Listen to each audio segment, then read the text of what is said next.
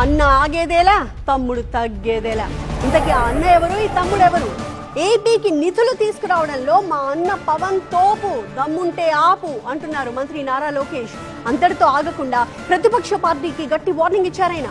YCP హయాంలో TDP సానుభూతి పరులను, నేతలను వేధింపులకు గురి చేసిన వారి విషయంలో తగ్గేదే లేదంటున్నారు మినిస్టర్. ప్రకాశం జిల్లాలో రిలయన్స్ బయోగ్యాస్ ప్లాంట్ కు శంకుస్థాపన చేశారు మంత్రి నారా లోకేష్. బహిరంగ సభలో పవన్ కళ్యాణ్ పై, ప్రత్యర్థి పార్టీలపై ఆసక్తికర వ్యాఖ్యలు చేశారు.